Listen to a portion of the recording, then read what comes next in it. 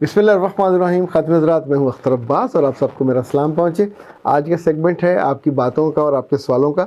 सारा हसन ने लिखा है कि मुझे लगा ज़्यादा कमाने वाली औरतों को आप डांट कर रख देंगे, मगर आपने तो ऐसे प्यार से समझाया कि किसी नासमझ को भी समझ आ जाए।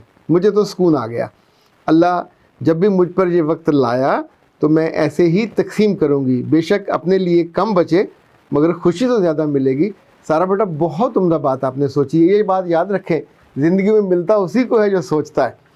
मरियम खान ने कहा कि सर, जो लोग अनपढ़ हैं वो इतनी आसानी से तकसीम कैसे करें।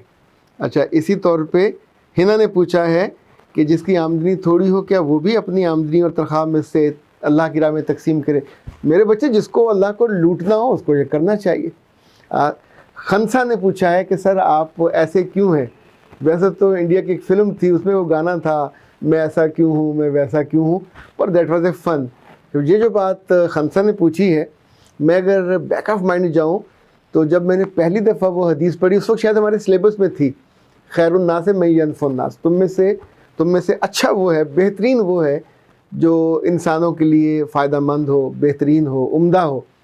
मेरा ख्याल है जो आप पढ़ते हो, अगर आपके पढ़ाने वाले ने आपको अच्छा पढ़ाया तो फिर आपकी ज़िंदगी भर वो आपकी यादों का हिस्सा बन जाता है। तो स्कूल लाइफ से, अच्छा तब ये वाज़ेह नहीं था कि क्या करना है, क्या बनना है, लेकिन जैसे जैसे अल्लाह ने सलाहियत दी, अल्लाह ने हिम्मत दी, अक़ल दी, बसीरत दी, तो आप अपने आप को फिर यूज़फुल बनाते जाते हो।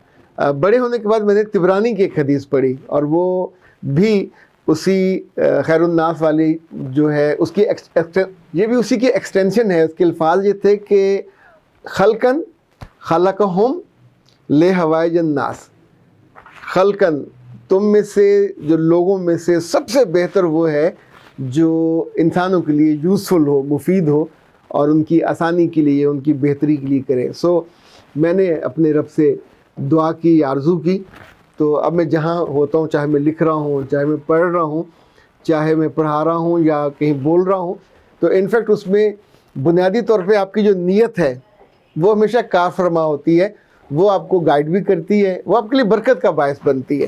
तो मेरे लिए दुआ करते रहा करें कि आखिरी सांस तक मैं इसी तौर पे प्रोडक्टिव रहूं और कभी मेरी ज़िंदगी के प्रोडक्टिव होने में ना कमी आए और ना उसमें से मेरी नीयत ख़राब हो। उस बने कहा, सर आप अगर जॉइंट फैमिली में रहते हो और शौहर अलग न रखे तो फिर बंदा क्या करे। जॉइंट फैमिली में तो बच्चे डिस्टर्ब होते हैं। मेरे बच्चे, आप बच्चों को, उसी के बच्चे हैं ना, उसको भी फील होना चाहिए डिस्टर्ब होते हैं। आपको साथ लेके तो नहीं गए। जब भी माँ मेरे बच्चे और उनके लिए एक्स्ट्रा केयर करने लगती है तो आप दोनों के ताल्लुकात ख़राब होंगे।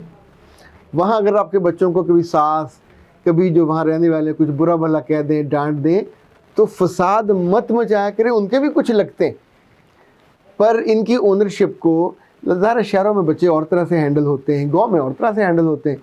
गांव में तो बच्चे अपने दादा से और चचों से और नानाओं से गालियाँ भी सीखते हैं, क्योंकि उनकी रहतल में, उनकी सोसाइटी में अगर आप बिल्कुल झुके हुए होंगे और खड़े नहीं हो सकते और दबंग होकर बात नहीं कर सकते तो वो बुज़दिल और माठा और कमी कहलाता है।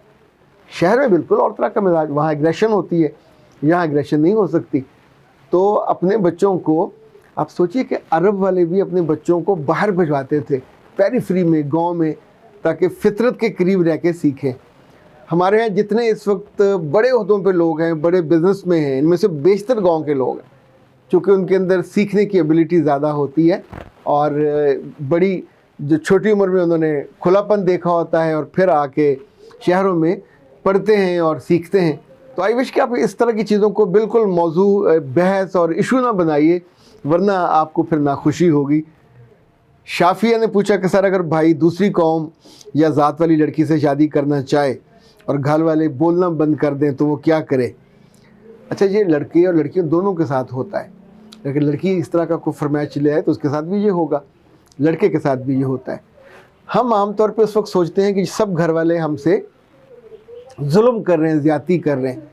बरसों के बाद ये अंदाज़ा होता है कि ये जुल्म और ज़्यादती तो हम खुद कर रहे होते थे। जितने लव मैरिजेस की केसेस हैं, इनफैक्ट उस वक्त तो जज्बात आपके होते हैं, मोहब्बत में अंधे हुए होते हैं।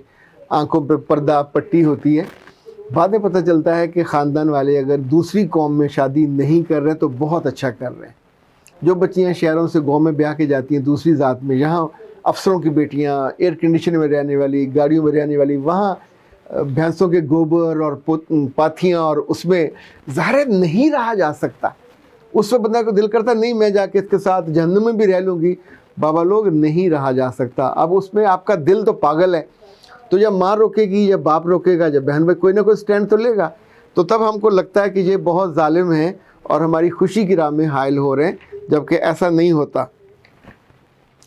अच्छा, महानूर ने पूछा कि सर मुझे स्टमरिंग होने लग गई है तो मैं क्या करूं, क्या मैं एक्सरसाइज किया करूं, योगा किया करूं? मेरे बच्चे स्टमरिंग आमतौर पे जब बड़ी उम्र में आके होने लगे तो उसकी वजह आपके अंदर की डिप्रेशन होती है, आपके अंदर का खौफ, को गिल्ट होता है। तो मेरा ख्याल है आप अपने दोस्तों को ना बताइएगा, आप अपने घर वालों को भी ना बताइएगा, जहाँ भी आप रहते हो किसी माहिर नफ्सियात से मिल लें, लेकिन उसकी बात सुनने के बाद फिर एनालिसिस कीजिएगा कि आपको क्या करना चाहिए, क्योंकि वो आपका एनालिसिस करके आपको गाइड कर देगा। गिल्ट पे तौबा कर लीजिए, जो गलती हुई उससे वापस हो जाइए, और अगर आपने किसी का बुरा किया है तो वहाँ से भी अपने आप को वापस कर लीजिए, उससे माफ़ी मांग लीजिए। आम तौर पे ये जो अंदर हमारा बोझ होता है गुनाह का, गलती का, हमारे दिल अच्छे हैं, अल्लाह ने बहुत अच्छे बनाए, इनसे वो गुनाह का बोझ उठता नहीं है। आपने साजिश की हो, किसी के ख़िलाफ़ आपने बैक बाइटिंग की हो, पहले करने का आदी हो तो अल्लाह उसके लिए गुनाह आसान कर देता है। अगर आप आदी ना हो तो फिर अल्लाह ताला आपको झटका देता है। और ये स्टमरिंग है, ये आमतौर पे स्पीच थेरेपी से ठीक होती है, योगा से, वर्जिशों से ठीक नहीं होती। स्पीच थेरेपी आप किसी भी स्पीच थेरेपिस्ट के साथ जाएंगे और वो आपको ज़ुबान के एक्सरसाइज कराएगा, 1 घंटा लगता है रोज़ाना, मेरा ख्याल चंद हफ्तों में ये ठीक हो जाता है। लेकिन जो बात जद्दी पुश्ती लोगों का बिल्कुल बचपन से भी होता है कि ज़ुबान में लुकनत होती है, उनकी भी ठीक हो जाती है, उनको भी बेहतर किया जा सकता है।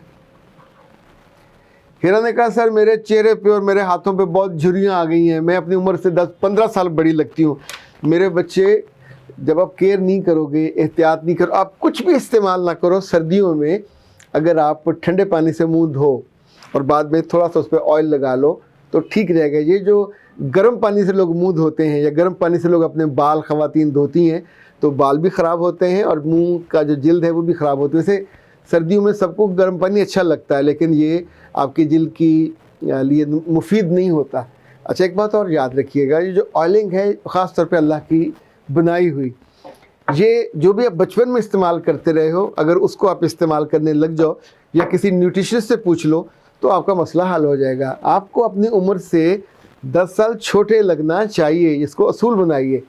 छोटे लगने के लिए मुस्कुराना भी पड़ेगा, छोटे लगने के लिए खुश भी होना पड़ेगा, छोटे लगने के लिए जो बुरी और मनफी सोच वाली कंपनी है उससे भी दूर होना पड़ेगा, और छोटे लगने के लिए आपको अपने रब की रज़ा के साथ राज़ी भी रहना पड़ेगा।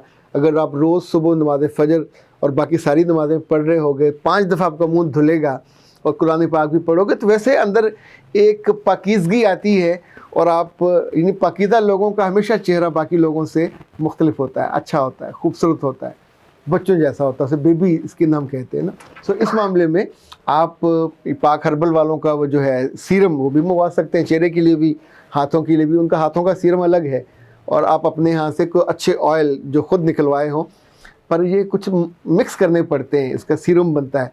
ख़ुद बनाने का मैं आपको सजेस्ट नहीं करूँगा, वैसे बनाए जा सकते हैं अगर आपको अक्ल हो, फ़हम हो, आपने उनके बारे में पढ़ा हुआ हो तो फिर जो हो सकता है।